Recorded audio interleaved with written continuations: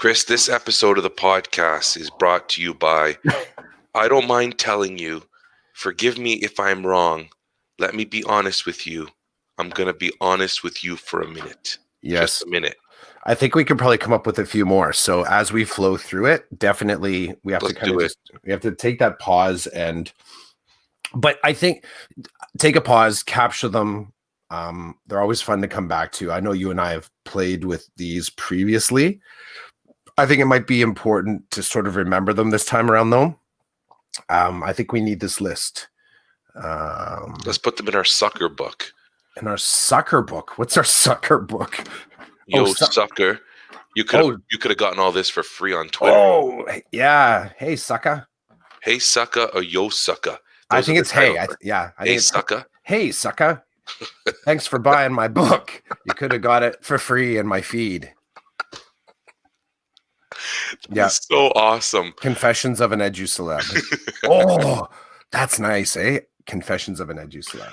I'm writing that down too. Yep. So my whole paper that I use for an episode of our podcast is already full because of the shortest on-ramp ever. Most notes ever taken. I think that's a new ratio. So here's your homework for this week. Okay. Oh my God, we have one viewer automatically. We've been in for a minute and 20 seconds. What are we doing right this week? Maybe person who's viewing, can you please leave a comment? Throw us a bone here. Yeah. Let me be honest with you for a second, viewer. Throw me a bone. Throw me a bone. Throw me a bone's another good one. Not in the same frame. But I like that. Oh, I'm not even writing it down. It's not going to take up real estate on this now. Throw me a bone. Are you kidding me, Cliff? Okay. All right. Okay, so this week's homework is in one conversation this week, you're going to have to say to somebody, oh, it's Teachers on Fire, Tim from Vancouver. Nice. Hey, man, welcome to the conversation. I didn't know that you checked us out here and there, but welcome. It's great to have you. Dude's up like at 6 o'clock in the morning. If he's coming out of it, he's probably Tim. Dude, you got to be barely into your first cup of coffee. No, listen though, Tim is on fire. This guy. Oh, can I read the feed, or you're just saying in general? No, I'm like. Stop being honest for a second, Chris. Let me just talk. Okay, so Teachers on Fire podcast in Vancouver. Like Tim's always putting out content. That's what I meant. The Tim's on Fire. He's always putting out content. We don't really talk a lot. So actually, Tim, you're gonna love this. Okay, so Tim and I have connected on Twitter, and he's a podcast brother, right? So it's like he's in the loop with the podcasting, and he's a Canadian podcaster. He's at one with Pod. That actually works, eh? Okay, he's at one with Pod. So the other day, I was watching one of the YouTube videos that I made last year, and I was talking about Tim and something he said that made me push out some content. So that's cool that I saw it the other day. Here it is, Clough. So Tim says, I'm getting ready for my weekly YouTube show in 2 hours. Right on, brother. Here we go. Well, thanks for checking us out while you chill, because let me be dishonest with you for a moment. You may continue. You may continue being dishonest.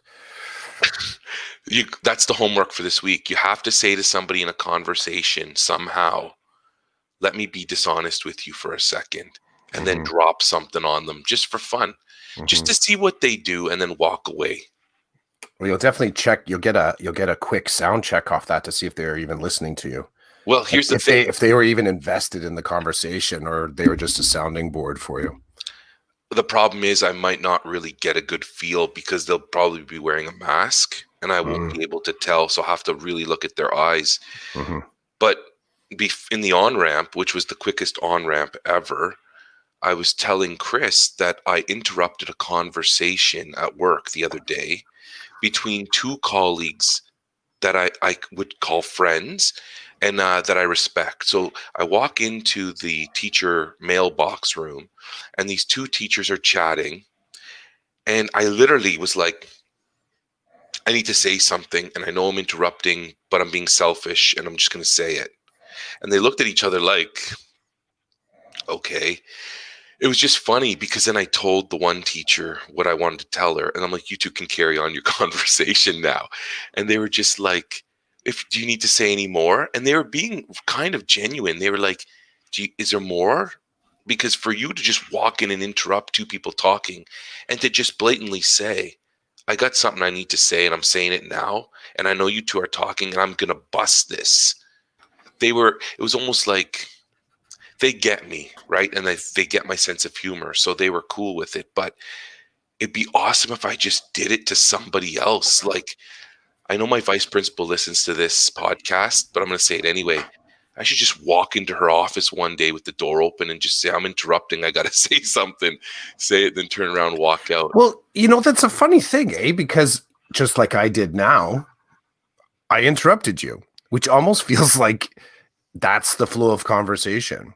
Like there's no pleasantry on the front end, which I think that's what we're messing with here. That where the pleasantries actually aren't pleasant. The whole, to be honest, I'm going to be honest with you. I'm going to be honest. Forgive me. Please forgive me. Forgive me if I'm wrong. Forgive me if I interrupt you. Forgive me. I'm going to be honest for 2 minutes. And you're like, whoa. So it's mea culpa with an apology, and you're only going to be honest for 2 minutes. Like that's the reaction if you're really listening to people's words, if you're taking them at their word. I don't know what's the better approach to actually. The other one too, you can add to this list. Can I ask you a question? Oh yeah. No, can I ask you a question? And I just need a minute of your time. That's it. It's always half an hour. So I say, yeah, sure. I'm good for 30 minutes. What do you need? The other one. Okay, see you, Tim. Peace, Tim. Thanks, buddy. It was good seeing you. And the littles. Do you ever get the littles? What's the little? Can I just have a minute of your time for a little conversation? The littles. Yeah, the littles. The littles. I got that just at some point I'm gonna throw down a little bit about working with the teacher candidate this week.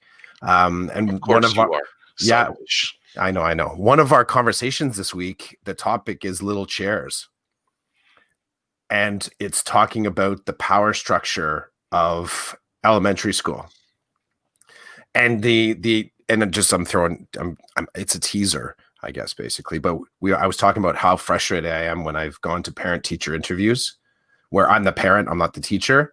And you walk into the classroom and there's only little chairs there.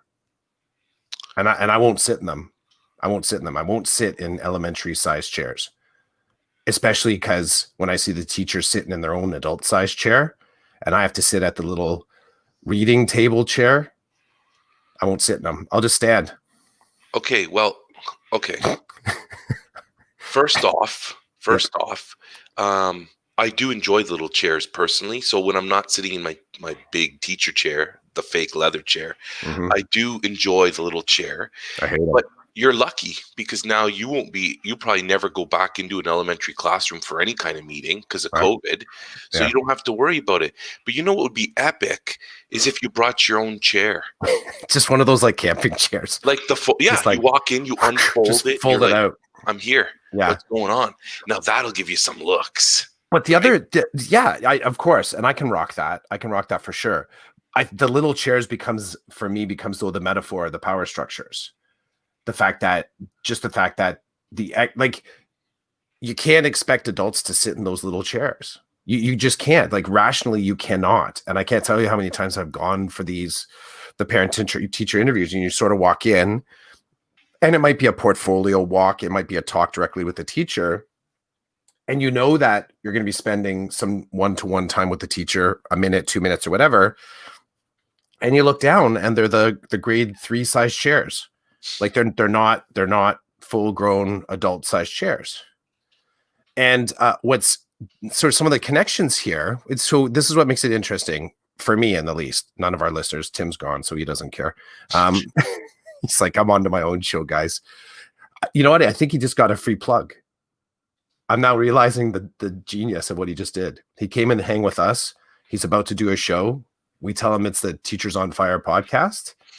We just gave him a free plug. That was brilliant.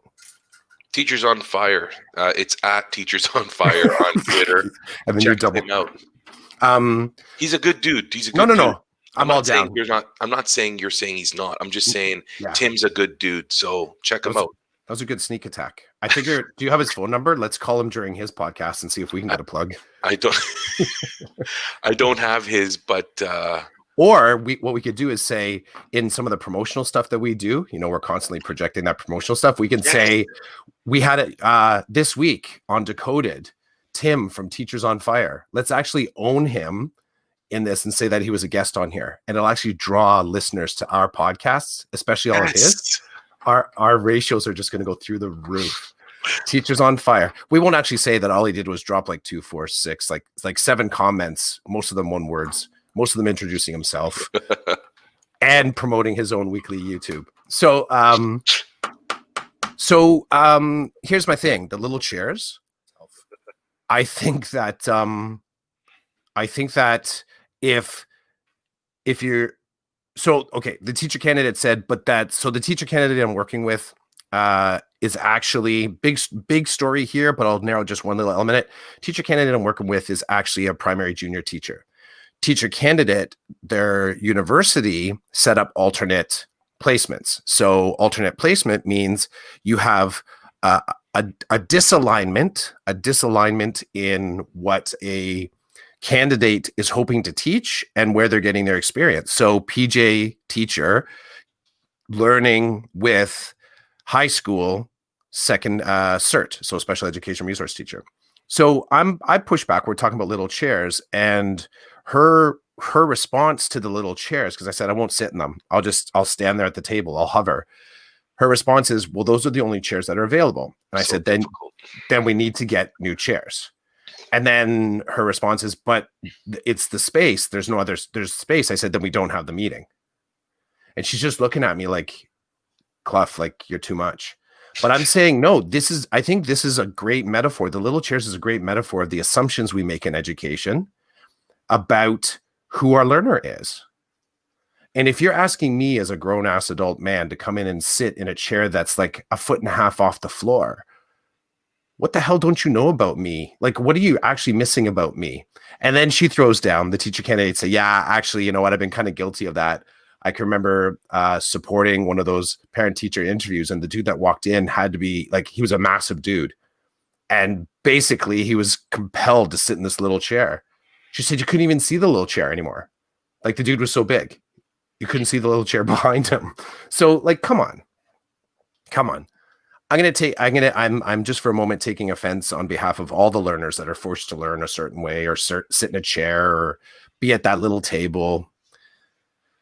But this is our public education system. Because as you talk, as you explain your perspective and your experience, I'm thinking about how much of a pain in the butt it is to get you a real chair. So I'm lucky because in my classroom I have well, I'm lucky because I'm in grade 3 and my little chairs aren't that little. So I don't think you may approve of the chairs in my room. You may.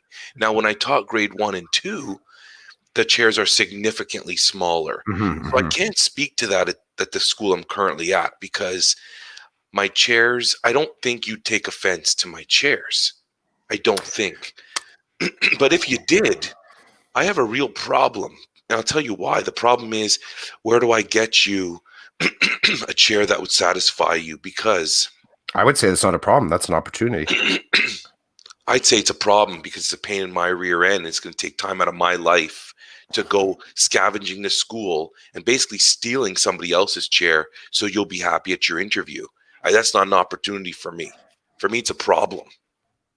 So I'm glad that I love your growth mindset BS trying to switch one on me, but you're not. It's not going to work. This is not an opportunity. Bring your own friggin' chair if that's how bad you want one. And maybe in 2026, when we have parents in the school again, I'll put in my note for parent-teacher interviews, please feel free to bring your own chair because I don't have anywhere to find chairs for you. It's going to be a Cloughism. Bring your own chair. Now you've got me all lit up on chairs, which is absolutely ridiculous. But if you stop and think, okay, so let's play your game. This is an opportunity. Roland gets to walk around for half an hour begging other teachers, maybe the grade 8 teacher, if I can have some of his chairs or Do her you see chair. though? Wait. Do you see how this is a common problem for both of us though? Like this is a shared problem. It's a shared problem. It's a shared opportunity.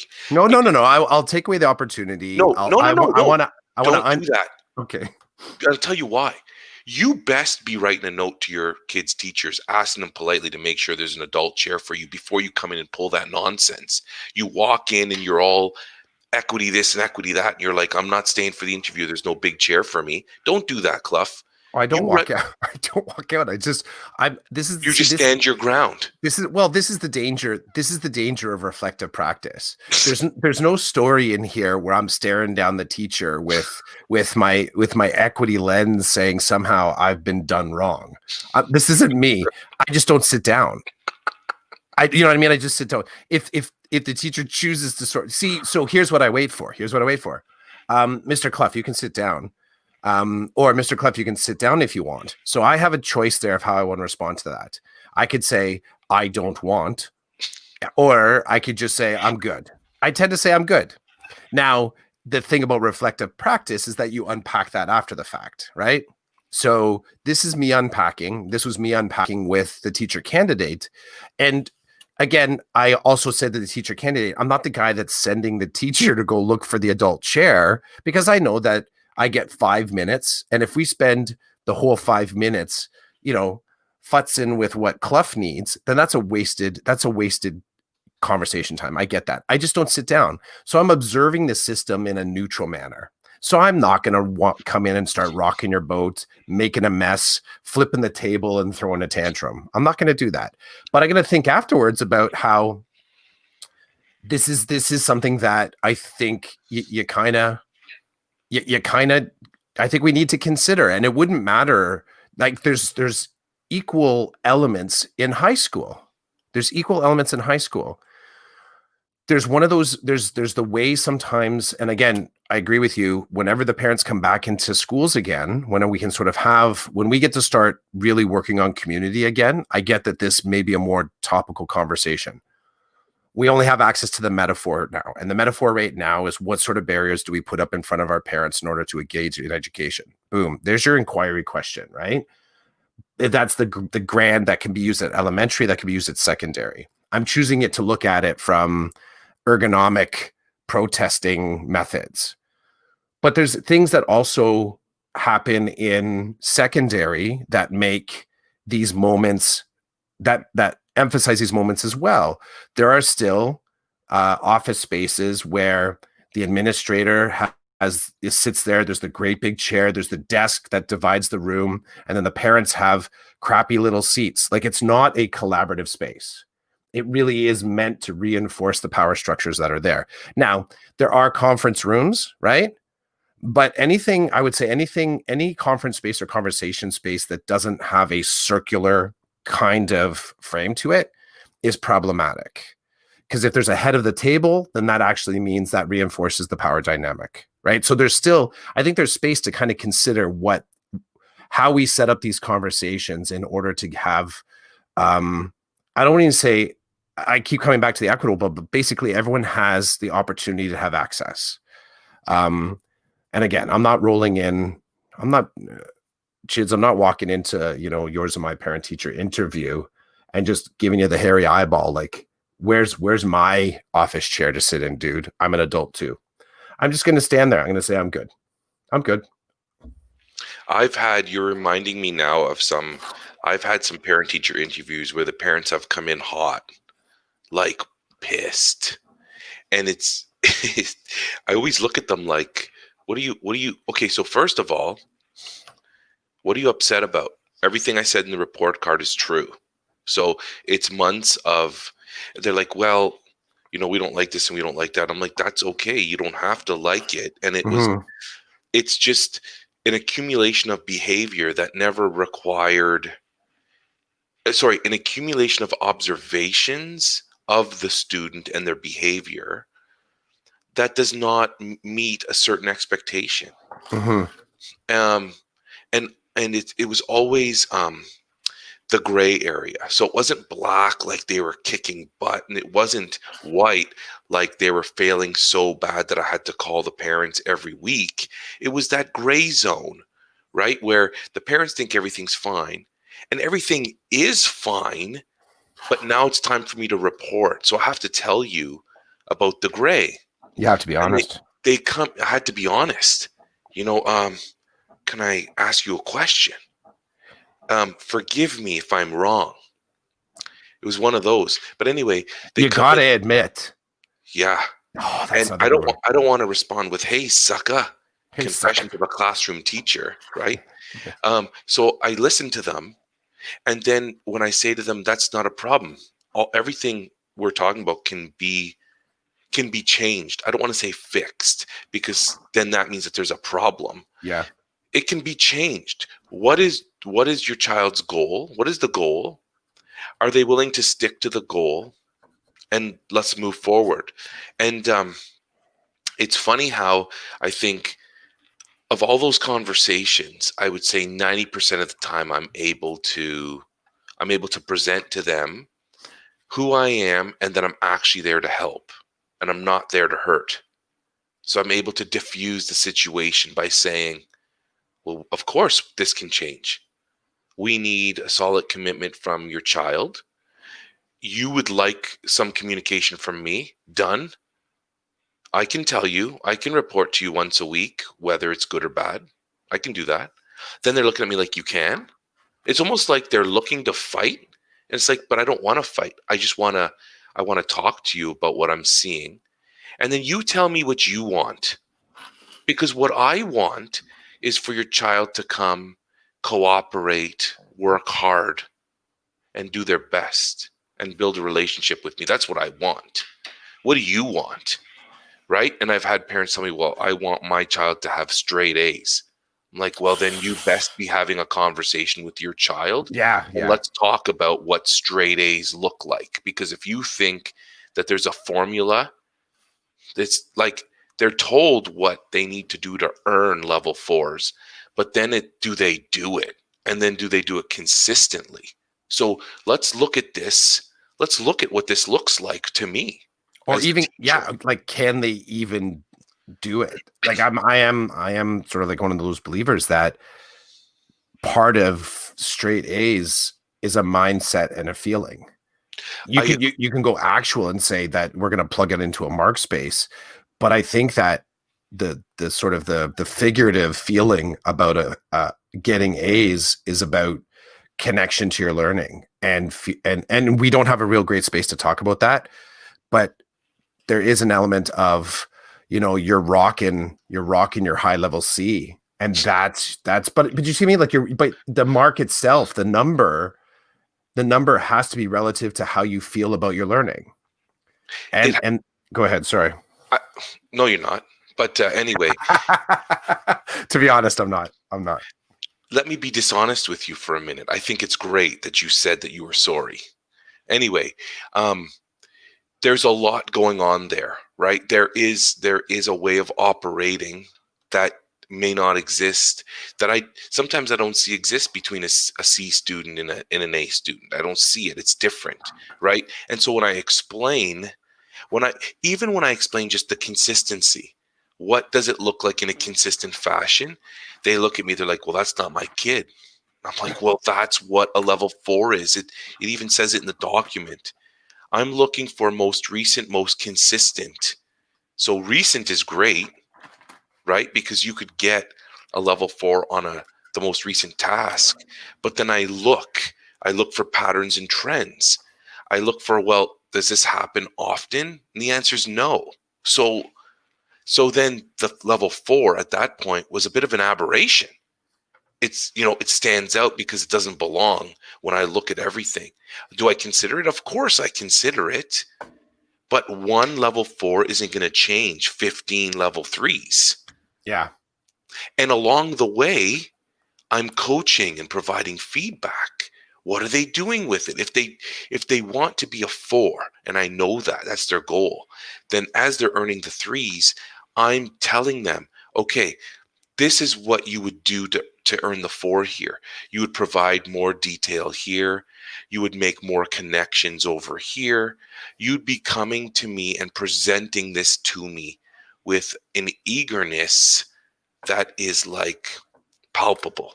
It's Yep. not me saying, okay, your parents want you to get a level 4. Tell me more, tell me more, tell me more.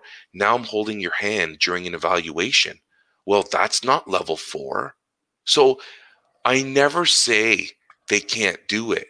I never say that. I always say, what are they going to do? And I can coach them. But if I'm coaching them during evaluations, then this isn't working. That's not Mm-hmm. what it is. So, and then they tell me, well, we don't like this system. Hey, that's cool. What, like, then I turn into what some people would perceive to be difficult, where I say, well, then talk to your MPP. Because, like, what do you want me to do? You don't like the system. What do you want me to do? This is the system I have to operate under and with. So tell somebody who has influence who can change it. And I don't try to be difficult. It's like, okay. And I don't want to be that guy that says, okay, and then just sit there and stare at them. You know, it happens with me too.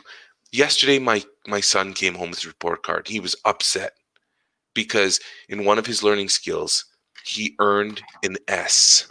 Mm-hmm. So he's got E's, he's got G's, he's got one S. And he was pissed.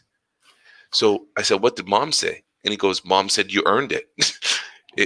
Obviously, the teacher's seeing whatever the teacher's seeing in this learning skill and work habit, you're demonstrating a satisfactory. And he was mad. So he was emotional, right? So rather than be the regular rational guy, I let him run with the emotion. So I said to him, tell me more about how you're feeling. He's like, I'm really upset. I'm disappointed. I said, that's fair. Do you think, you know, how long do you think that you want to be emotional? Like, do you want this weekend to just be you feeling crummy? And he's like, Dad, you're being difficult. No, I'm not. I'm just trying to roll with your emotions. I said, tell me when you want me to be logical, because I've got some logical things to say, but me being logical with you being emotional, it doesn't work. It doesn't Mm-hmm. work with when your dad's upset and you guys are being rational. Does it help? He's like, no, it makes you angrier. I'm like, I get that about me. So I'm trying to use that to my advantage. So anyway, we're talking and he says, well, like, I just don't like it because I earned an S and now I'm one of those people. I said, hold on for a second. One of these people? He's like, well, some people just get S's all the time. That's just what they do. And I'm like, okay, do you want to set goals? He's like, well, I guess. I said, no, it's not. I guess it's a commitment, because Mm-hmm. if you're gonna expect the S to change to a G or an E between now and February, you need to commit to a few things. You need to meet with your teacher and talk about what your teacher expects, what your teacher needs to see.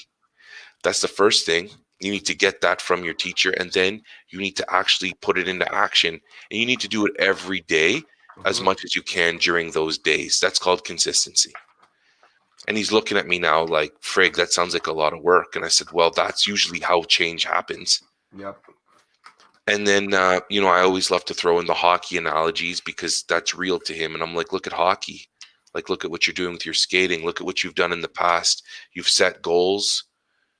We've put things into action for you to meet your goals, and you've met them. And I said it was a lot of work. It was a lot of physical work. And I said, never mind your part. How much money did it cost to help you get to where you wanted to be? Like, let's be honest. It took. It's so hard. It just, unless you, I don't know if you did it on purpose, but that was awesome. I did not do that one on purpose, but It gets in I there. I want to I want to be frank for a second. All right, Frank. My son's goal in hockey costs me my time, our family money, Mm-hmm. and it has impact on my wife and my other son because we're out and about, or we can't do certain things at certain times because he's Social going through. cost has social cost. Well, so there's lots of costs to many people. It's not just him for the hockey, but for the learning skill, it could just be him. Yep. Between him and his teacher. And I said, it's very important, because I said, I am a teacher. So it's very important that you speak to your teacher, because your teacher needs to know that you're serious about this, and your teacher needs to be accountable. Your teacher doesn't just go to work and get paid. Your teacher is accountable for reporting to me. So if he's going to report to me, I want honest reporting. I'm not saying I'm not getting that. I'm just saying if you're going to make a deal with your teacher and you're going to create some type of agreement, he's accountable just like you are. So I said all that, and then he's like, I don't want to really talk about this anymore. And I'm like, that's not a problem. But if you want change in a positive direction, just come talk to me and ask your mom. Your mom will tell you I'm the one to talk to about this because I'm the one that operates like that. So anyway, that was it. And he was bothered, and I felt for him. I feel sad for him. It's the first time ever he's earned an S. And it's like, well, you did something to get it. Your teacher didn't just say, I'm not giving him a G in this area. Your teacher's obviously seen stuff. I said, you got a good crew of boys with you in this class, and you talk about all the social fun. I think in the middle of all that, you're losing out here on this learning skill because you're having too much fun, and it's, well, who cares type of thing in a way, and you're paying for it now. So I like the I don't want to talk about this anymore. I'm kind of finished talking with this anymore. One of the things I've started to kind of pay attention to in that moment is to somehow lock in, because my kids don't often say that, but I can kind of read it in them sometimes. I like to remind them that this conversation did happen, and the next time we talk about it, this is the starting point. Like there isn't a different conversation about this. One of the things that happens sometimes at secondary is that I don't want to talk about this anymore is a way, I have experience where it's a way to go negotiate with somebody else in a different way, even though both teachers are kind of on the same playbook. So I like to remind the negotiator that this is kind of like, this is truth. This is what you have to do. And you can go and try and find a conversation that maybe you like better, but it won't change the fact that you still have to make a plan. You still, like, this is still the starting point, and you get to leave it, but you come back to the starting point again because there is no other way in this particular case for improvement. You got to make a plan, pick your goal, make a plan, whichever one you want to do first, and then ride it out. I really appreciate that, what you just said, because I don't want to talk about this anymore after you've had a good talk about it is awesome. I don't want to talk about this anymore up front ended without too much discussion is an issue for me because it's an escape. So I would rather just have them say, I'm really uncomfortable right now and I'm feeling whatever.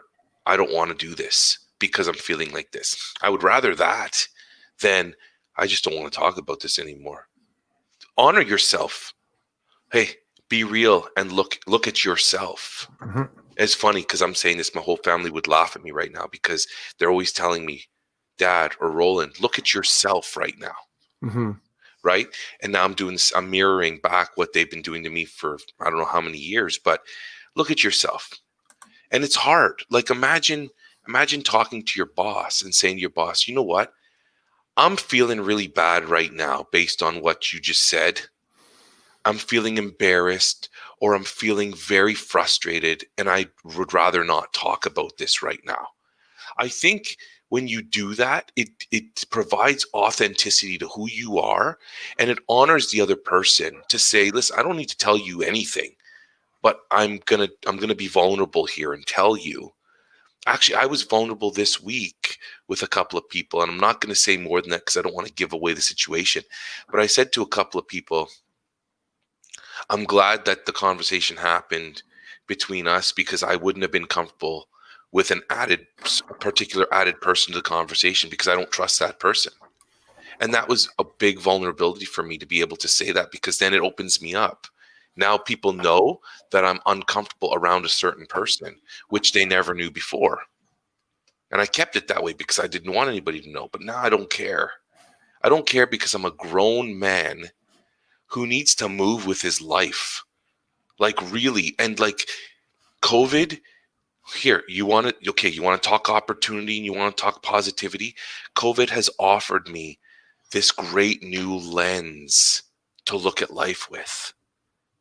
This great new lens that, like, for the first time ever of me being with my wife, last night, I took it upon myself to get the Christmas decorations and the Christmas tree out of storage and into the living room so that today as a family, we can start to decorate. I have never done that the whole time I've been with my wife. I've never done that on my own accord because I've never wanted to do it. I never feel the love. I never feel like it's something I want to participate in. This is the first year. It's because it's going to be a moment and I'm going to savor the moment. And I know it. And so last night I got home and I just started taking stuff out. And even the kids were like, "What are you doing?" I said, "I'm taking the decorations out. We're gonna put the tree up tomorrow."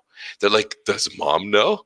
It doesn't matter if mom knows. This is what's happening tomorrow. I'm making a mom decision. I'm telling you this is what we're doing as a family tomorrow. And then I said, "By the way, you guys need to start lifting some of these boxes because I'm sick and tired of bringing all the boxes up." So they helped me without complaint. And I'm like excited to put up the tree. I'm excited to decorate. I've never been like that before. And it's because COVID has turned this world upside down. And now I'm looking for every opportunity.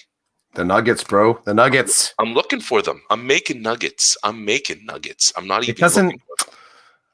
looking for the nuggets. It doesn't sound as good if you say you're making nuggets. I just realized, like, looking for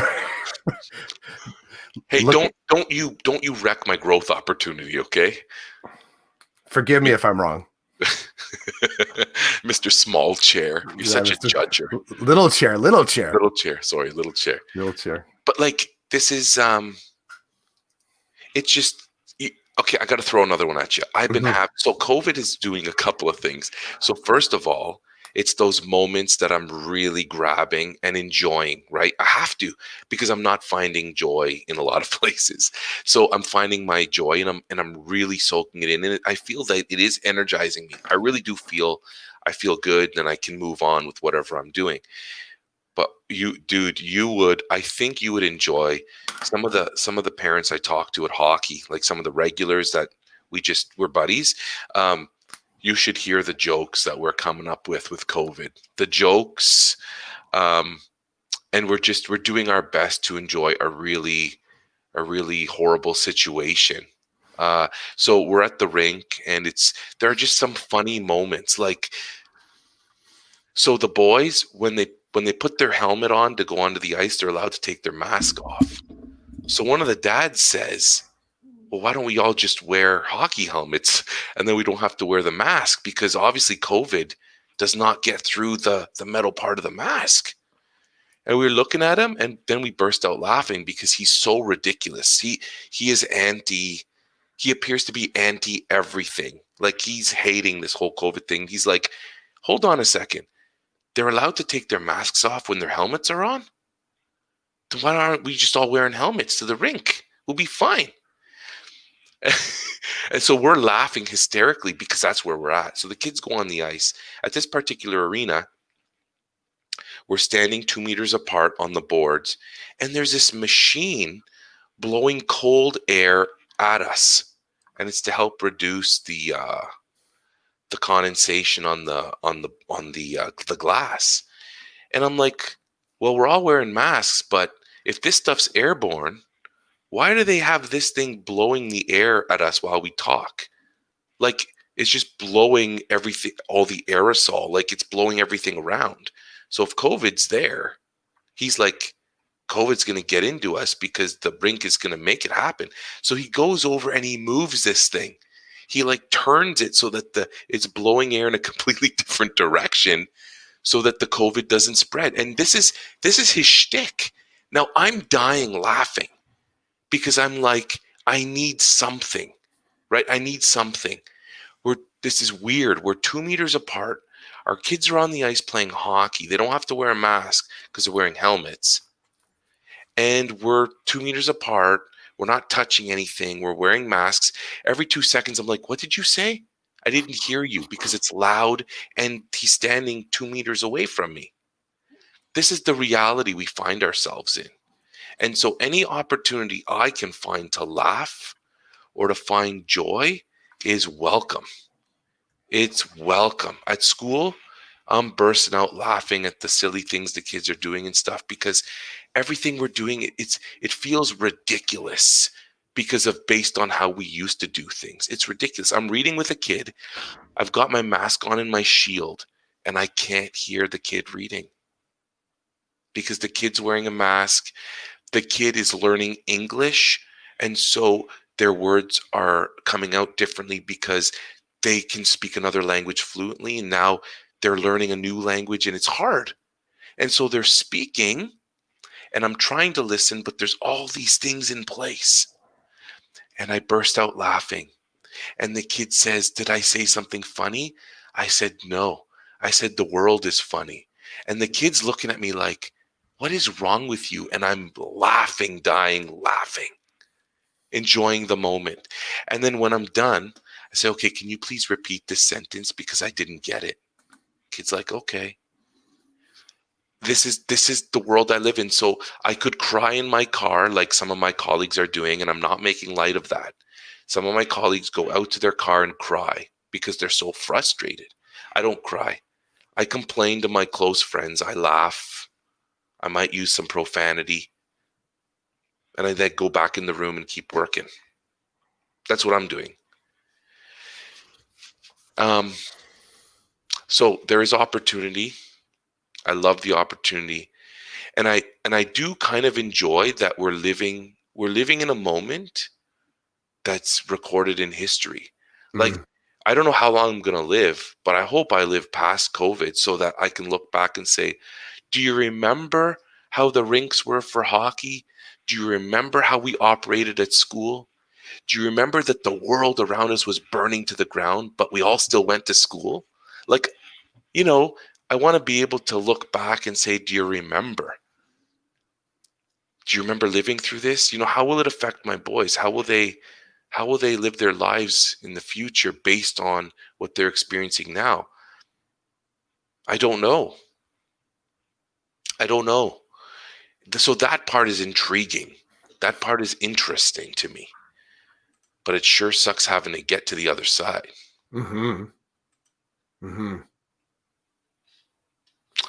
We keep having some people are coming in and coming out of our conversation. So I appreciate people.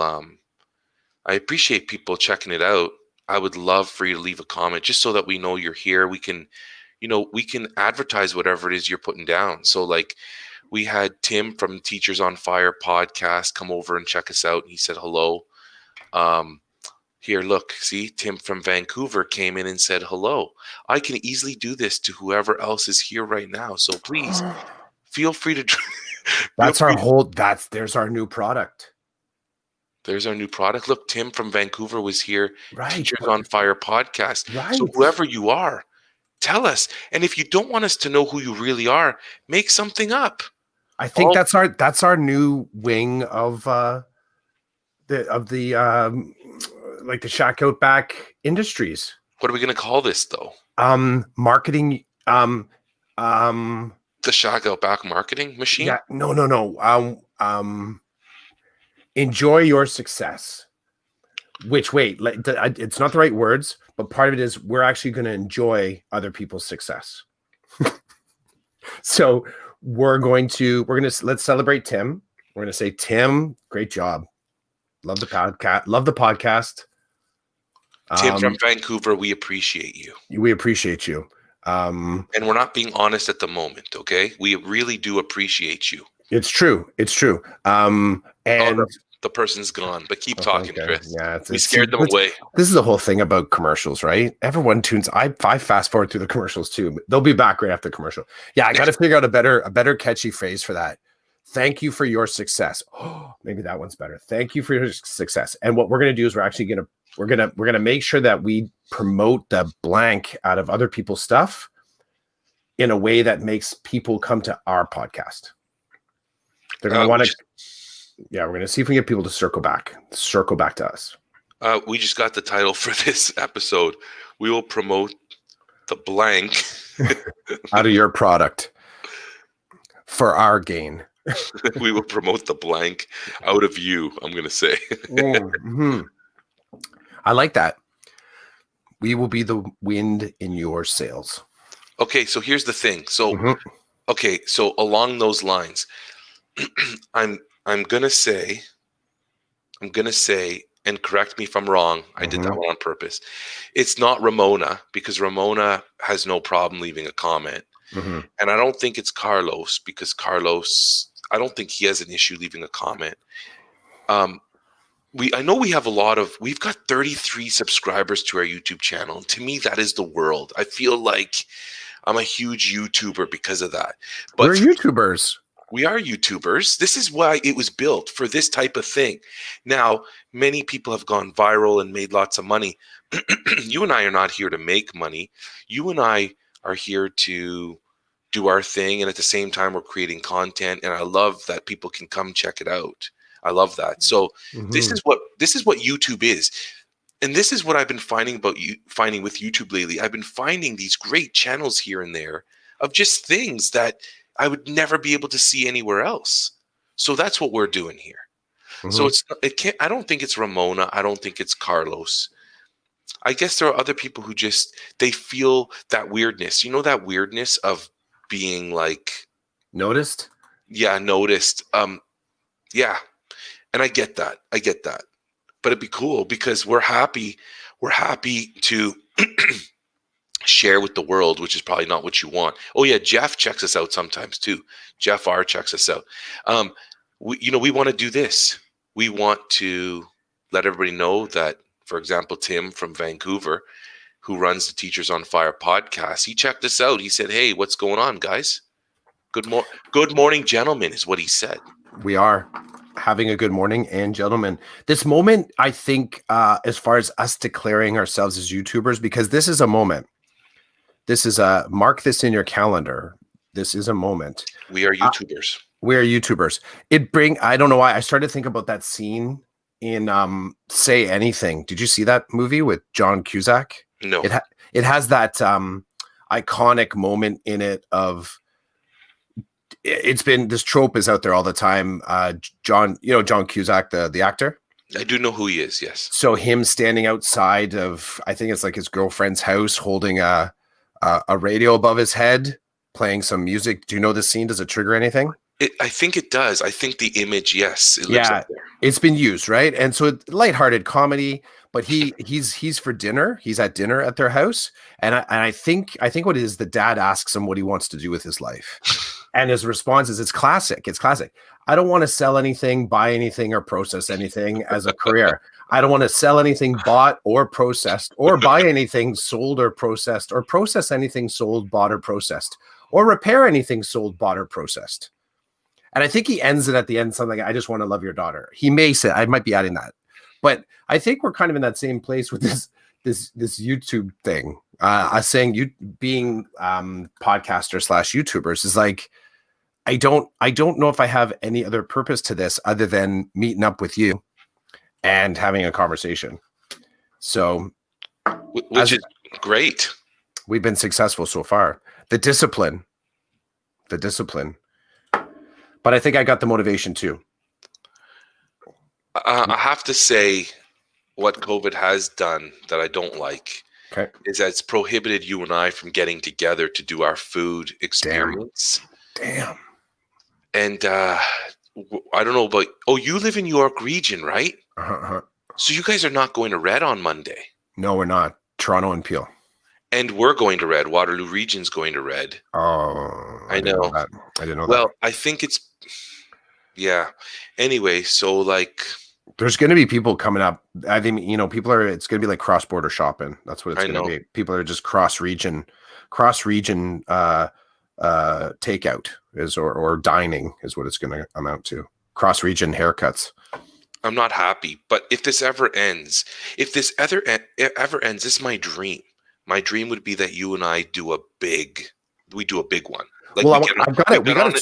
We got to circle back to the plant. That's the one, right? Get on an airplane and go somewhere. I know, circle back. Nobody knows. And I have to say, before I continue with the food experience, I have to say I'm really sorry to the people who It's probably just Shref.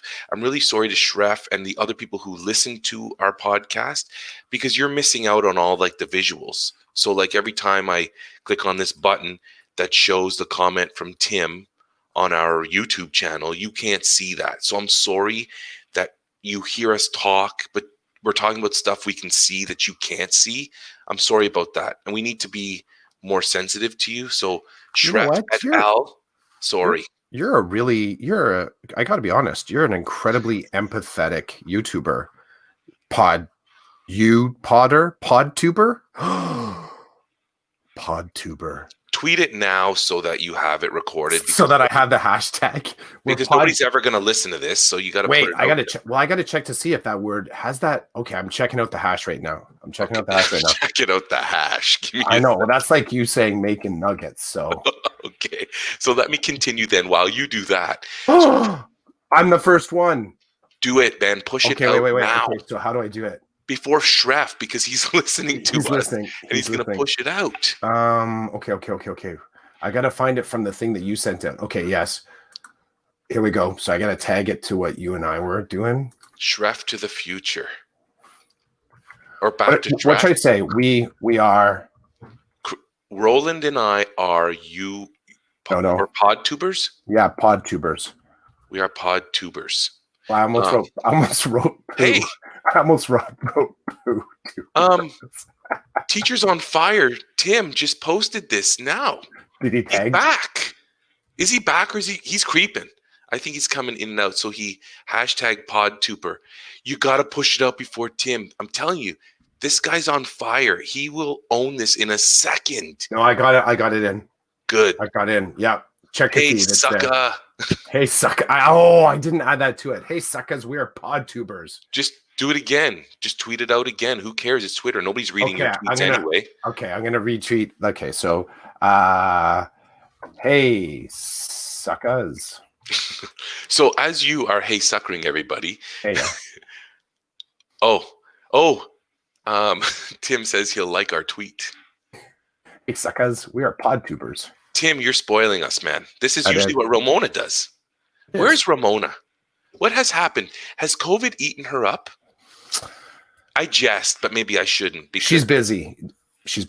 She dropped an episode. She actually dropped an episode of her podcast. I think it just came out. So she's busy. She's busy.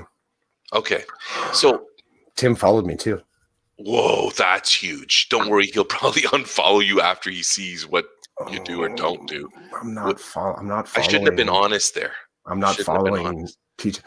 You know, is that a picture? I'm just looking at Tim. Maybe I'm looking at Tim. Give me a second. I'm just looking at Tim. You know who tweets? You know what? I gotta be honest with you. If that's Tim. Yes. If that's Tim, I would say he's a sharp looking dude. He looks a lot like me. It was very specific in the order that I put those words. Well, yeah, I like that. He's got a good look. So I like the shaved head, a little bit of a beard action going on. Now, here's the thing. Yeah. What if you didn't like what Tim looked like? I know you'd say nothing, but this is the flip side. We have to be careful with this. But I have come across a few people, like, put it this way. Here's the way I rate it. Sometimes my kids look over my shoulder when I'm on socials, right? And they'll see if someone has a profile pic. I've actually found quite a few people that look like me. And it's my kids, they'll look over the shoulder like, Daddy, that looks like you. Like, and so I don't know if it is a picture of Tim, because the Teachers on Fire podcast is like, it's graphic based, right? Sorry, it's like a promotional material for the podcast. But there's a picture that he has just on within the kind of the search terms here with this, and it's just a dude with a beard, and there was the mention of, do you know what he looks like? Do you know what Tim looks like? Yes, I do. And actually, I just posted the comment, are we all rocking the same hairstyle? And then Tim says, Roland's got the best beard, so obviously. Boom, baby. Here we go. Chris, you don't shave your head, do you? Or you do, but not recently? Yeah, I have today I am. I do. So today you will resemble Tim a little. I will. I don't go full right to the wood like you two do. I don't. It seems that you two do. I don't go that tight. I use the first guard on the clippers. So Okay, so I'm sorry, but I'm kind of not. But I want to switch I gears. So, forgive you, and I don't.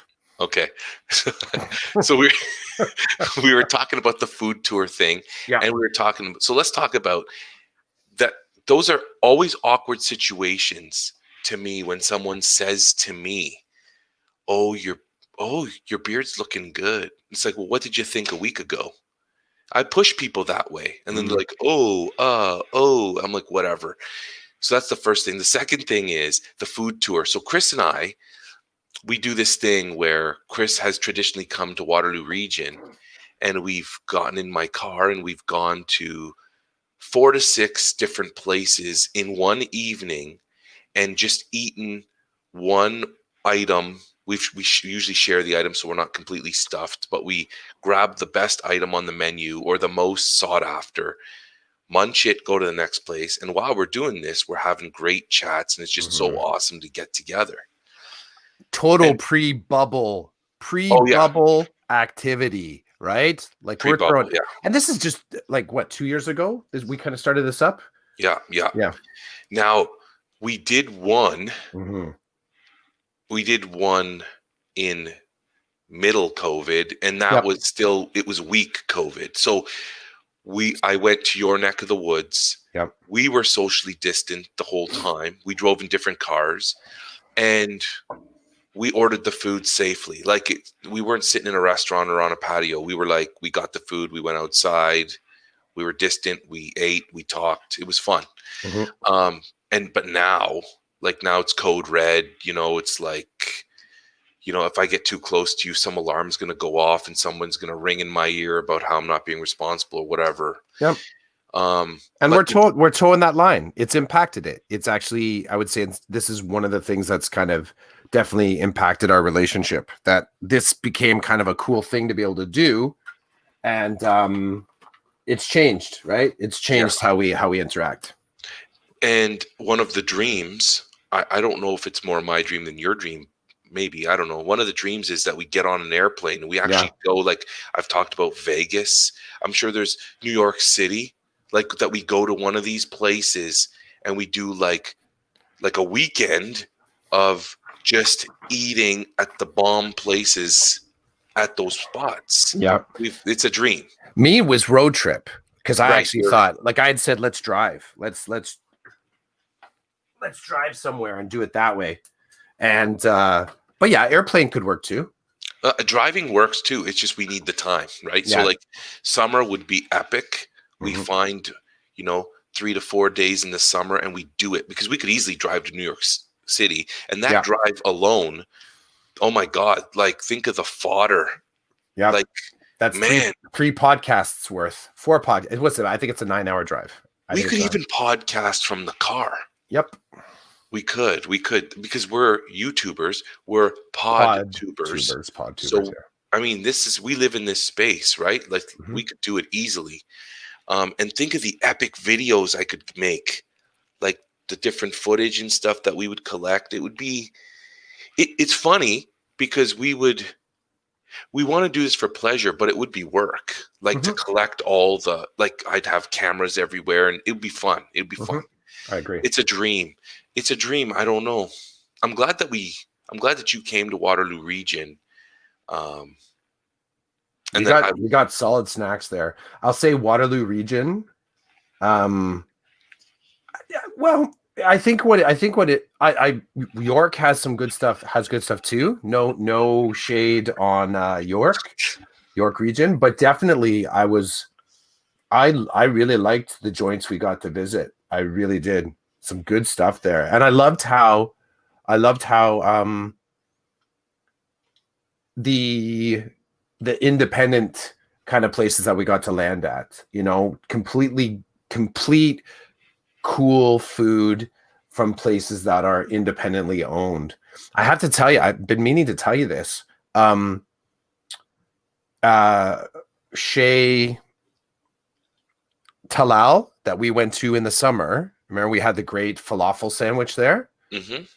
They've changed their sign and I got to take a picture and share it with you because I look at it and I love it. I won't even tell you why, but I'll take a pic of it today and I'll post it to you. And I just love how they've changed their sign. It's like the first sign that they put up. They paid someone that they said, okay, here's the name of our restaurant. We're going to be Mediterranean cuisine. Make me a sign. And then they just let somebody else kind of run with it. You look at their new sign and you're like, that family had a hand in making decisions there. Color scheme, totally different. Font, totally different. The imagery, totally different. Like in such a different direction. I feel like this one nails it. And the look of it and the style of it, you'll see it. It looks old school. It looks family old school. And even now as I'm talking, I'm like, I got to go past there for a falafel today. Or they do a chicken sandwich, which is just awesome. Like it's a great chicken sandwich with the pickled turnip and the tahini. And they're, oh God, gotta stop. Yeah. So if any, just I'll do the one wrap and we don't get any, there's no funds coming for this. There's no money. But if you are coming into York region, you're coming into Newmarket, check out Chez Talal.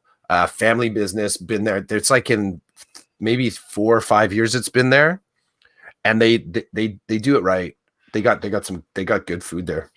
I want to say as well that when we were in there, the dude working and serving you was like straight up cool, like typical what for me is stereotypical family establishment where the person working there owns the place and is like, hey man, welcome to my place. What can I get you?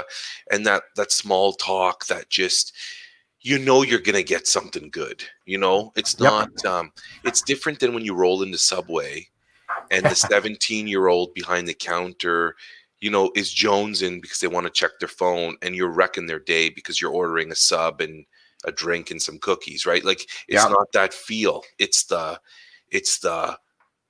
hey, welcome to my family's business. Let me feed you. Right. Yeah.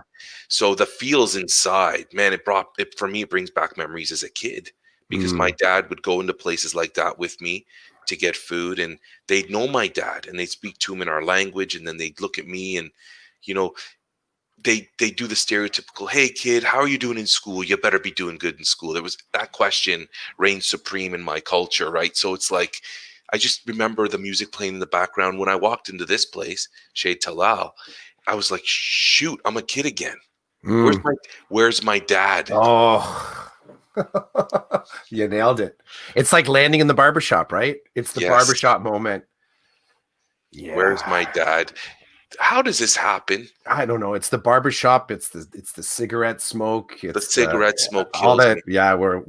We just triggered ourselves. Where's my dad? Yeah, where's my dad?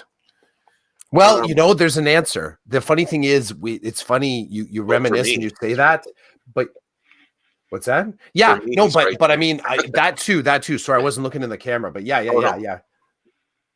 Actually, do I have a picture of my dad in here? No, I don't have a picture of my dad in here, but I think that there's the answer there because he's there when you see it's that moment. It's that moment where a couple months back, a month ago, when you saw him in your son's eyes. Yes. So there it is. There's your dad. There's your dad in that restaurant when we're standing there and you get the memory. There's your dad. You catch that cigarette smoke so here's, oh God, man, you're going to make me do this. Do it. I get choked up in the kitchen yesterday morning because I'm talking to Madeline, talking to my daughter we're talking about reading.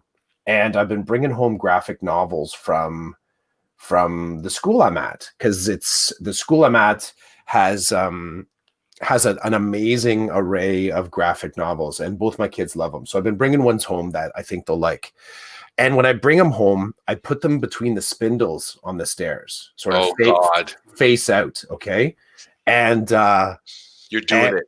And that's and I'm talking to Madeline about it. I'm like, okay, so when you're done reading them, when both of you are done reading them, take them from the spindles and put them in. I have like just a bag by the front door. Then I'll know I got to take them back to the school. And I'm starting to talk to her and realizing that I'm doing the exact same thing that my dad used to do, which sparked me to want to read. And I was curious about what he was reading too. That thing that I mentioned before about my kids looking over my shoulder at my social media stuff.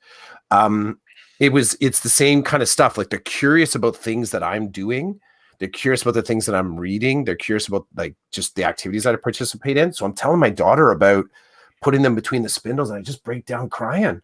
I'm like, holy crap, that's exact. And I've told this story, I think, to you at least maybe once. And I've told Maddie this. She's like, it's exactly how Papa Pete used to do it too. I'm like, it is. The books on the spindles, which made me really curious about what he was reading. And I'd kind of grab it and just sort of flip through it a little bit and see. And then the book would be gone because it would be there at night and then gone because he was off to work. So he would take it with him. And it was like so mysterious. Never went in his briefcase. It never, like, that guy never went looking in there because I always knew, and I always felt it's one of, and here's the thing. You know how you do stuff as a dad and you just kind of change the playing field, and your kids notice, but they never say anything. Mm-hmm. I have a strong suspicion he knew exactly that I was picking up that book and checking it out. He knew exactly how it was sort of sparking my imagination, because I actually wasn't careful enough to put it back perfectly. So I might have put in the wrong spindle. And he never said anything. There was never a, hey, you know what? You really shouldn't be reading that Stephen King book. There was never any conversation like that. So he knew what he was provoking in me. And it makes me think about the things that we do to kind of change the playing field for our kids, and never really, you just do it. No explanation. Say, don't explain, no complain. It's like a good example of that, right? You just set up the situation and your kids they benefit from it. So yeah, I'm just sobbing in the kitchen. She's like, do you need a hug? I'm like, that would be good. That'd be good. Well, okay. So I get what you're saying. And talking about Shea Talal right now and the experience I had with you there brings my dad to me now, which is so cool because for me, it's that if I hadn't had that Shea Talal experience, my dad wouldn't be sitting with me right now. Mm-hmm. So it's like, it's the gift that keeps giving, right? Because we got to hang, we got to eat. That was a whole other realm.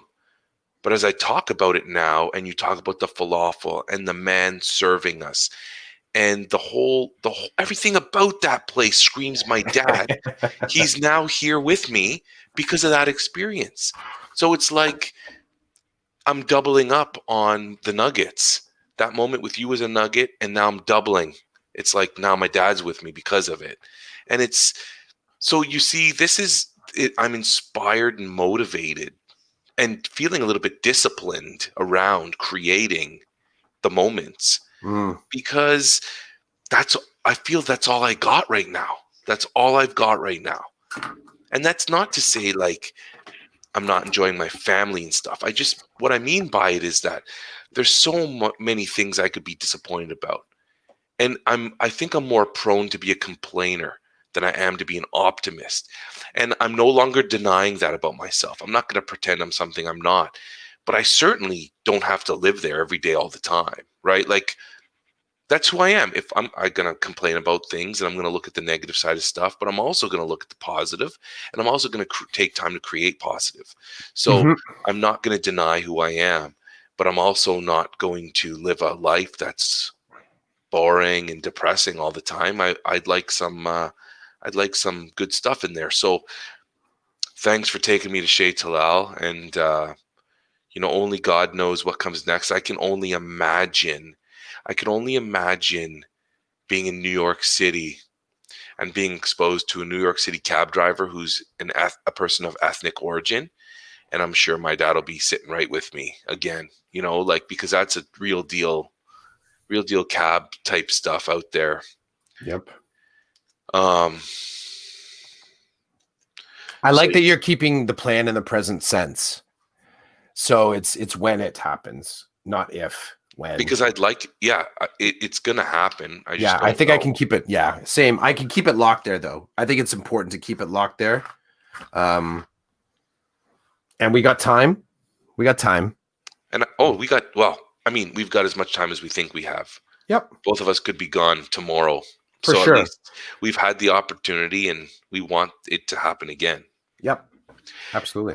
I do want to drop one thing, though, before maybe we stop for today, is that I can't believe that when I was in Newmarket, that we didn't go to the drive-through Kawartha Dairy. Dude, I think, you know what? I want to be mad at you, but I'm not mad at you, but I want to be, because a drive-through Kawartha Dairy, like, I'm not sure I was aware that it had that much that sort of significance to you. Yeah. I wasn't aware it had that much significance to me. Because you had said that you had been to Kawartha before. Like, you had the ice cream before. I had Kawartha Dairy ice cream. I didn't realize the drive-through element would have been a game changer. I get it. I get it now.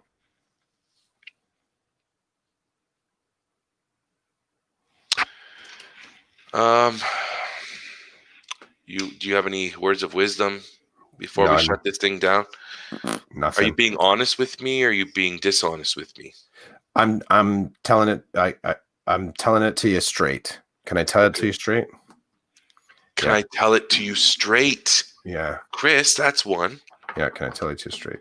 Because then other times you're not telling it to me straight. I'll let you guess. But there is nothing. I'll flip it. There is nothing else I want to say. Okay. Thanks for a great episode. I mean, great for you and I as pod tubers. What do we got today?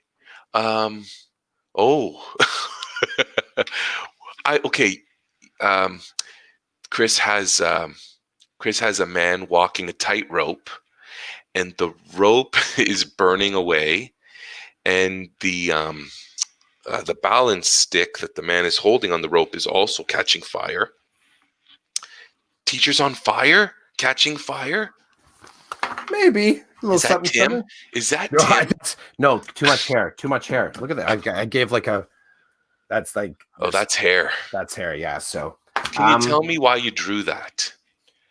I think that part of one of the things that okay, so a lot of different things that occurred to me when we were talking today. At one point, you and I talked about burning our boats. Mm-hmm. So I think that was in there. I think as soon as the teachers on fire thing came, I'm like, okay, that's stuck in my brain too. I'm still kind of, there's an element right now because I have the teacher candidate that I'm not quite sure what I'm doing as an associate teacher. Part of that is because of the framework that we're being asked to follow. Part of it is that alternative setting, her being primary junior, me being secondary. So trying to figure that out. I think part of it was the potential of going into lockdown, and two major regions. We're number 3, right? So it goes Toronto, Peel, York, as far as the numbers go. So I think I'm feeling a little bit right now like there's a little bit of a tight rope action going on. Like I feel like there's not a lot of margin for error right now, despite the fact I'm creating, I'm connecting, I'm enjoying, as you kind of said, like looking for the opportunities and the positive. I'm doing all that, but I'm starting to get a little bit of a sense of, and I think that's why the line behind the person is on fire. I'm starting to get a sense like something's going to change soon. So I'm pretty close to the other side, so I'll be able to climb down. Oh, I don't know if I don't know if it's me. No pop psych on that. But yeah, I think that's what was kind of just little pieces that were kind of working in my brain in the background, feeding this picture.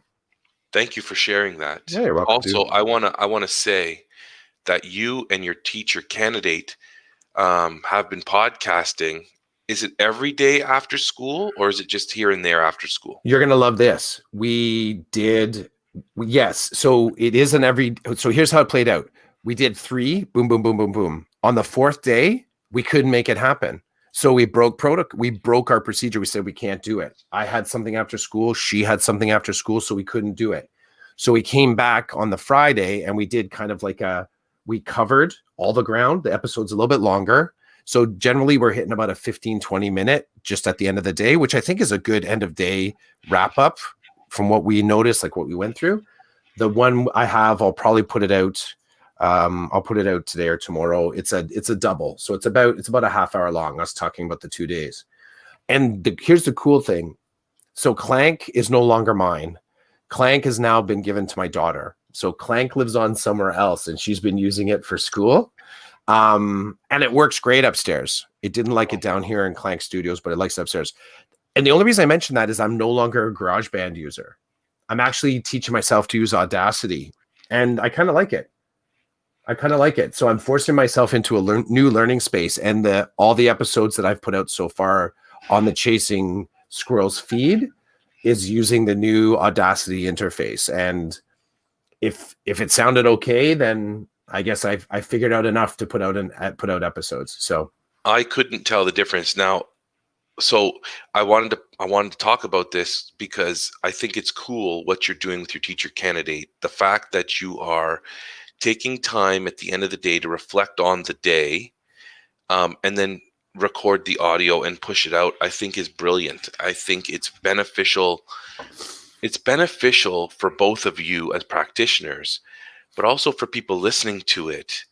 I think it shows the power of reflection, and it's so cool that you can document it, and have it live on. So I wanted to put that out there because Chasing Squirrels seems to be back in this new like iterative fashion of how short run series, 5 weeks, we know for sure. Well, no, because it was a year ago, October, that I put my last episode out. So short run series. So this is right now coming back with purpose, right? And I think that feels good. It feels good that something in my brain said, this is a moment.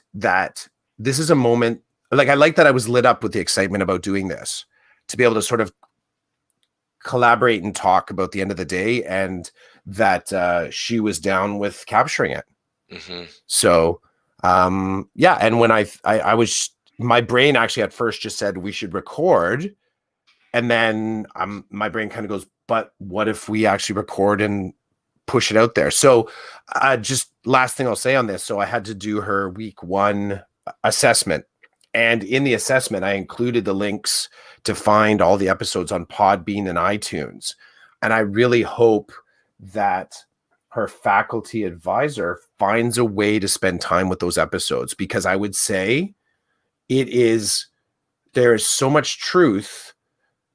There's so much truth there that I think it's going to blows the lid off the assessment tools, because the assessment tools are not gauged to really capture. The assessment tools don't, it's not like an assessment for learning. So as things are documented as they are, I don't think that it enhances the understanding of the individual that's using them. I think they're just straight up kind of checklisty kind of things. I'm going to use them, of course. I mean, that's the agreement when you do this. I'm using other people's tools to assess the individual. So I think in order for the faculty to see the whole picture of what's going on in these placements, I really hope they invest the time and listen to the episodes. So that's what kind of lit me up about it, as being like a new level, like a new space to kind of push into in this practice. I think it's cool. Thanks for doing it. Yeah. I think it's really cool. I just think it's an innovative way of entering into reflective practice and then using it. Like, and you're right. I really hope that whoever is looking at her stuff or evaluating her, deciding, whoever's looking at her stuff, the professor, instructor, does take time. I listened to one, and I'd like to listen to more. I just ran out of time. Yep. So 5 weeks. I love it. Yeah, that's it. So it's a short run series, because all I can assure is that she and I have an agreement right now to fulfill this conversation for that. Like we've agreed, this is the way that we're going to do this thing. And the one thing that's really feeding the fire on this is the experiences that popped up all this week. When I think back on my own practicum, it was so centered, the teaching experience, the practicum experience was so centered or so anchored to teaching that I didn't get any of the sort of like the shape and color of school while I was there. Not really. It was so centered on just being in the class. You have to deliver a lesson. You have to do, like, there was so much minutia that it was you never looked out the window, not once. You're just like white knuckling to make it through the experience. So we've already, like this past week, she helped out with a lockdown and a hold and secure practice. Got to come in and watch me resource in a math class that's had a lot of different learners in it. So it was like alt ed style teaching. Been able to connect with other colleagues that she's going to be doing some co-curricular kind of literacy development for the learning strategies. So she's jumped right in and she's swimming, but she's totally aware and connected it with the environment she's in. And she said yesterday when we were wrapping up, which I thought was a powerful self-reflection, she said, because she got to come to the equity meeting that I was a part of yesterday, she said, I felt like a colleague. That's purpose, right? Think about back to your own practicum. Did you feel like a colleague? Did you feel like you were a colleague of your associate teacher or the staff that was there? So I took that I took it as that she appreciated that feel. So it's good stuff happening. Right on. When I think I may have really enjoyed having an associate teacher like you when I was in Teachers College. I feel now when I look back on Teachers College, my associate teachers were the standard, typical primary junior teachers, and there was no deviation. Teaching was one way, one thing, and I certainly did not fit into the mold, based on based on my feedback from my associate teachers. I don't think any of them thought that I should be a teacher. And so that has empowered me now. Like the way I run my class and the way I operate is how I operate, and it's how I run my class. And if you don't like it, then you don't like it. Yeah. Right? Like that's powerful when you can say that. That's how I run my show. And there's results. Kids are learning. Kids are becoming better people. And I think for me, that's the goal. So, I just do what I need to do. And there are some parts of me that the stereotypical educational blueprint has been stamped inside of me. And now I'm trying to unstamp some of it, because not only is it bad for pedagogy in some ways, it's also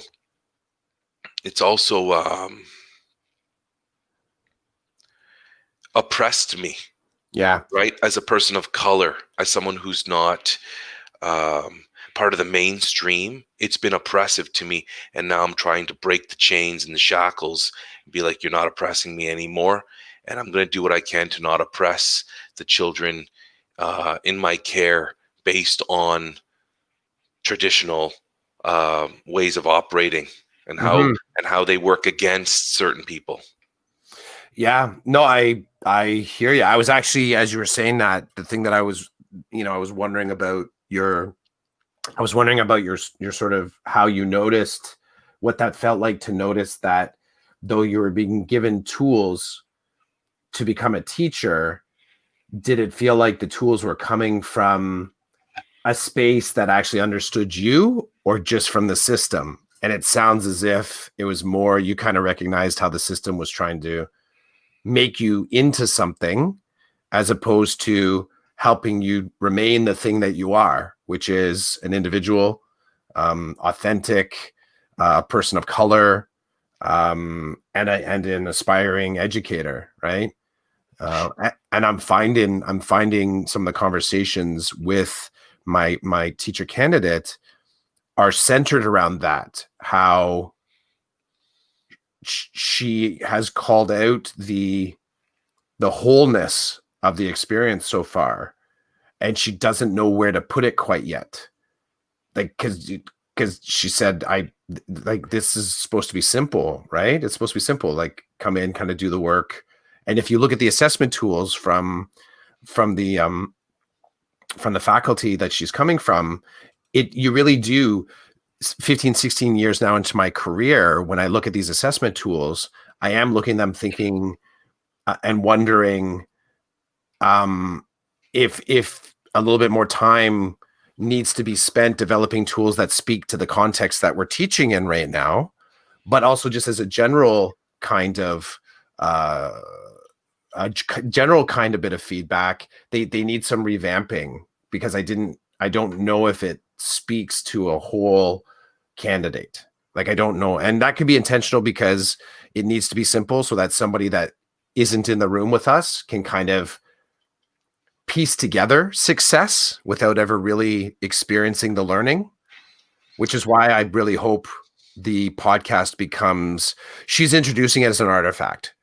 Absolutely. I hope whoever it is, the faculty advisor is, that they can spend time in the podcast, because there's a big part of me that believes that the faculty advisor will learn something beyond the curation of, something beyond something. I think personally, as a human, the faculty advisor will learn something from this human that I'm working from.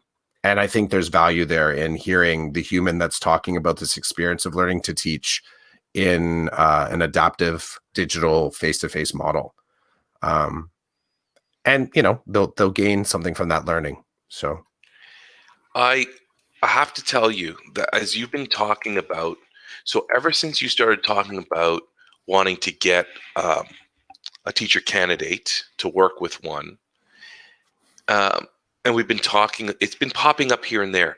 There is a teacher candidate at my school. I believe she's finished now. She was there for 5 weeks. mm-hmm. And a couple of weird things that I'd like to bring to your attention. The first one is, I remember seeing her on the first day because her associate teacher was walking around introducing her to everybody. So, hey, how are you? Welcome to the school. And then the other day, maybe Tuesday, I said, hey, you're still here? She's like, yeah. I said, what's it been, 3 weeks? She's like, no, 4.5 or whatever. This is my last week. And I was like, whoa, just like time flew by. And I so badly, based on like listening to your podcast with your teacher candidate, I wanted to ask her how it's going. Like, and not just the, hey, how's it going? Mm-hmm. Like, how is it going? Like, what do you think of the school you're in right now? What's it like to have a teacher kind of supervise you? How are you feeling about the lessons you're creating? Are they working? What do you think of the kids? What's really bothering you right now? What's really easy for you right now? These are just rolling through my head, right? Yep. Did I ask? No, because I just didn't feel it was appropriate. Like, I didn't feel it was appropriate. Like, when am I going to do this? Am I going to go in there at recess and start talking to this person? I don't know. I just never felt it was right to do so. So I didn't do it. But, like twice in the 5 weeks that she's been with us, my school has had 2 lunch and learns, one around numeracy, one around literacy, and she was at both of them. Mm-hmm. So, and like I'd arrive, I'd sit at the table, I'd see her sitting at a table and like laptop open, ready to soak it in kind of thing. I would love to know what these people are thinking and real deal raw experience. I don't want to hear the canned response. I don't need to hear the positivity either, because I just like to know if this person is this a struggle or is it not a struggle? And the reason why I think that is because, so let's bring this back to me. I'm currently struggling. I've been struggling since we went back to school. So if I'm struggling and I've been doing this forever, I wonder if other people are struggling. I'm told by my close friends, dude, everybody's feeling the same way as you. They're just not expressing it, or they're expressing it behind closed doors or whatever. But like, my school's loaded with new teachers this year. They walk around with a smile on their face all day long. That's not me. I don't do that. So I just wonder, like, for a student teacher, like, I know my wife just had one. My wife had a teacher candidate, and my wife would tell me about it, right? Like, my wife would say, okay, she did this today. And I'm like, how is this? And my wife even said it's weird to teach it's weird to supervise and to like mentor a teacher candidate during COVID because I can't really show her how the good pedagogy, like the good strategies to use for guided reading and stuff, because it involves people gathering. And we're doing everything we can to not gather people.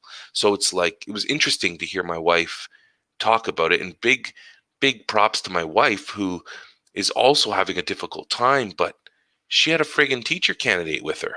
Like, talk about up in the ante, you know? A big part of our focus, and I don't know if I mentioned this, maybe I mentioned this in the on ramp, or I told you yesterday, I don't know, but I am putting wellness before curriculum. So instead of the somehow the good teaching practice leads to good outcomes for the kids, we are entirely anchored in a focus on wellness, the pedagogy of wellness. And through that, we're going to see how the kids will connect with the curriculum. So we're completely anchored there, which is because, like I mentioned, she's PJ, I'm secondary. We're together because there's a shortage of placements. So in order to find the common ground in this alternative space, we're going human on this. And that's what we're looking at. We're having these incredibly deep conversations about her life, my life, the kids' lives. How do you design lessons that keep the wellness front and center? And I feel like it's almost like the Google Translator for our two different experiences. And it's working out well. We had a rich first week that I told her, I said, it's what I said, and I'm doing a lot of sort of sketch noting and sort of mind mapping on I have a white erase board in the studio space that I'm working out of. So she's capturing those pictures. And I said, you're going to have to send those back to me, because sometimes it's kind of stream of consciousness stuff that I've kind of forgotten where I've grabbed that little tidbit from. Could be from 10 years ago, could be from a couple months ago, but it gets integrated quickly into my system. So I'm going to need to go back through some of these images to sort of, I like to sort of be able to account for my growth, not just know that I've grown. So yeah, there's a lot of different random references to books and people that I've spoken to. You've come up in conversation as well. So it's the effect of having a teacher candidate in the room with me is that it's making me more contemplative about my practice. So we're learning from each other, but it's also encouraging me to learn more about myself. And isn't that like, that's the beauty of it, right? That's so That's the amazing. gift. That's the gift. It's not just you dropping knowledge on No, somebody. It's this, it truly is a collaborative experience. it is. It is. Did I tell you that I'm connected with a new teacher in my board now Yeah. as a mentor? Yeah. You had mentioned a bit. Yeah, I want to drop it because I don't know if this person understands that this relationship is also beneficial to me. I don't know if they get that. Like, so they are a brand new teacher, I'm told, brand new teacher, and they're teaching at the online school. And so this person's working remotely all day long, teaching grade 3. And I said to this individual, I said, how do you want to proceed? Like, because he asked me some questions and I answered his questions from my perspective. And then I think I asked him some questions for him to to consider and reflect on. And I said, how do you want to proceed moving forward? And he said, I don't know. Like, I don't know how to proceed. And I said, well, like, if you have questions, ask. I can see this going different ways. You can simply ask me questions and I can answer them. Or you can pose ideas to me as like, hey, I'm thinking about this. What are your thoughts about this? And then I can give you stuff from my experience. But I told him, I want to hear about your experience because I'm scared to death to teach remotely. But this is what you do right now. This is your bread and butter right now. So, dude, I want to hear from you. So when it was really cool because in one of our exchanges, he was asking me about how do I gather more assessment data from my students?